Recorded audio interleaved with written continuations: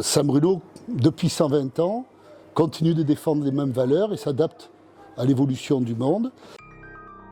On a embauché le premier salarié en 1980 et aujourd'hui on est 9000 cotisants. Le water polo existe depuis que la piscine judaïque, qui est juste à côté de Saint-Bruno, existe. Elle a été construite en 1936. On vient quand même du plus bas niveau dans le début des années 2000. Moi j'étais tout gamin, mais c'était de la N3, c'est la 4e division. Et au fur et à mesure, grâce à quelques personnes qui ont structuré le water polo à Saint-Bruno, Pierre-Marie Lingenot, Michel Mété, Patrice Pecker, Amas Chadli, le water polo masculin s'est structuré.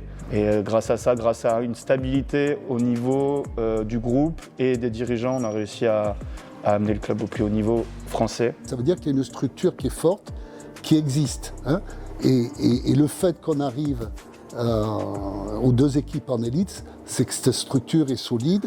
Et oui, c'est une fierté. Et pour le plus petit milieu du water polo, c'est dire on existe, quoi. On a des habitudes dans le quartier parce que on y est tout le temps en fait, le midi, le soir, et d'avoir des commerçants de proximité comme ça. Nous, ça nous permet de passer des bons moments, de se retrouver. On a des endroits où on aime se réunir. Ouais. On sait que quand on y va, on va sûrement croiser des gens du club, du water polo.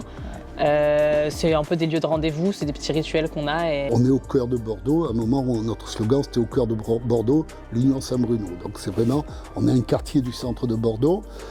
Et on est un acteur économique important du centre de Bordeaux. Parce qu'à part le centre commercial qui est juste à côté, et à part l'hôpital qui est le plus gros employeur de Nouvelle-Aquitaine, on est un des gros employeurs du centre-ville de Bordeaux.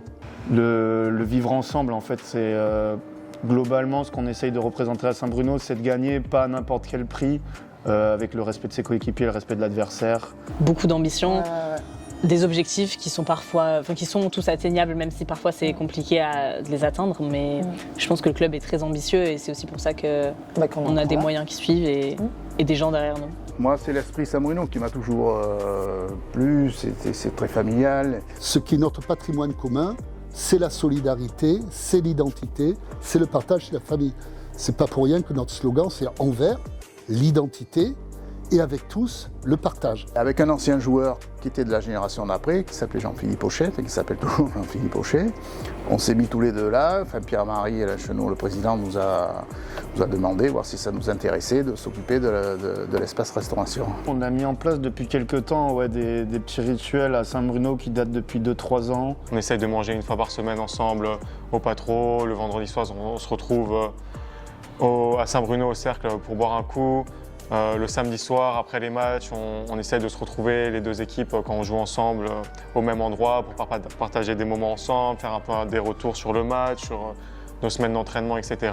Et depuis 2012, je gère le restaurant de l'Union Saint-Bruno, qui est maintenant ouvert à tous et à toutes. Et c'est vrai que quand il y a un match à la piscine judaïque, on est tous concernés, tous mobilisés, que ce soit pour les jeunes, pour la N3, pour l'élite féminine, pour l'élite masculine.